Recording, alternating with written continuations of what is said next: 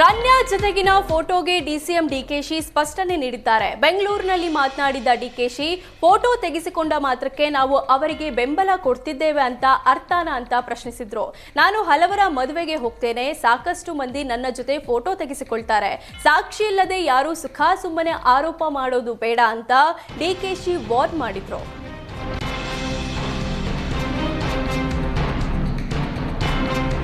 Drugs ಕೇಸಲ್ಲಿ ಸ್ಯಾಂಡಲ್ವುಡ್ನ ತುಪ್ಪದ ಬೆಡಗಿ ನಟಿ ರಾಗಿಣಿ ದ್ವಿವೇದಿಗೆ ಮತ್ತೆ ಸಂಕಷ್ಟ ಶುರುವಾಗಿದೆ. ರಾಗಿಣಿ ದ್ವಿವೇದಿ ವಿರುದ್ಧದ ಡ್ರಗ್ಸ್ ಕೇಸ್ನ ಹೈಕೋರ್ಟ್ ರದ್ದು ಮಾಡಿತ್ತು. ಇದೀಗ ಹೈಕೋರ್ಟ್ ಆದೇಶ ಪ್ರಶ್ನಿಸಿ ಸುಪ್ರೀಂ ಕೋರ್ಟ್ ಮೆಟ್ಟಿಲೇರಲು ಪೊಲೀಸರು ನಿರ್ಧರಿಸಿದ್ದಾರೆ.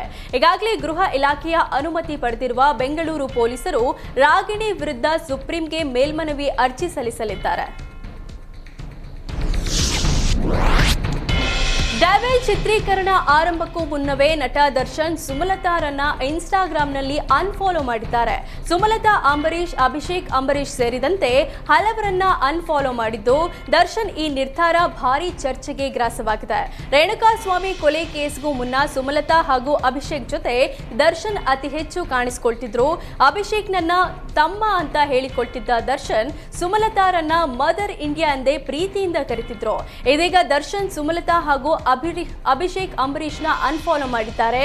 ಇನ್ನು ದರ್ಶನ್ ಅನ್ಫಾಲೋ ಬೆನ್ನಲ್ಲೇ ಬೇರೆಯವರಿಗೆ ನೋವಿಸಿ ಸತ್ಯಾನ ತಿರುಚಿ ನಮಗೆ ತಾವೇ ಹೀರೋ ಅಂದುಕೊಳ್ಳೋರಿಗೆ ಆಸ್ಕರ್ ಕೊಡಬೇಕು ಅಂತ ಸುಮಲತಾ ಸ್ಟೇಟಸ್ ಹಾಕಿದ್ದು, ದರ್ಶನ್ ಹಾಗೂ ಸುಮಲತಾ ಕುಟುಂಬದ ಮಧ್ಯೆ ಬಿರುಕು ಉಂಟಾಯ್ತಾ ಎಂಬ ಪ್ರಶ್ನೆ ಹುಟ್ಟಿಸಿದೆ.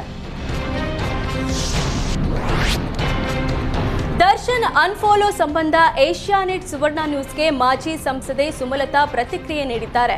ನನ್ನ ಯಾರು ಫಾಲೋ ಮಾಡ್ತಾರೆ, ಅನ್ಫಾಲೋ ಮಾಡ್ತಾರೆ ಅನ್ನೋದನ್ನ ಗಮನಿಸೋ ಅಭ್ಯಾಸ ನನಗೆ ಇಲ್ಲ. ದರ್ಶನ್ ಇನ್ಸ್ಟಾಗ್ರಾಮ್ ಹಾಗೂ ಟ್ವಿಟರ್ನಲ್ಲಿ ಯಾರನ್ನೂ ಫಾಲೋ ಮಾಡ್ತಿಲ್ಲ ಅಂತ ಸ್ಪಷ್ಟನೆ ನೀಡಿದ್ರು. ದರ್ಶನ್ ಕೂಡ ನನ್ನ ಮಗ, ಫಾಲೋ ಮಾಡೋದು ಬಿಡೋದು ಆತನ ವೈಯಕ್ತಿಕ ವಿಚಾರ.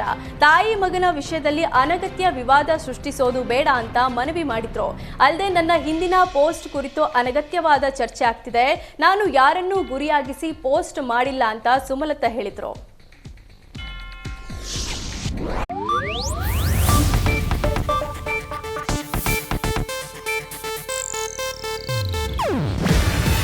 ಇದು ಏಷ್ಯಾನೆಟ್ ನ್ಯೂಸ್ ನೆಟ್ವರ್ಕ್ ಪ್ರಸ್ತುತಿ.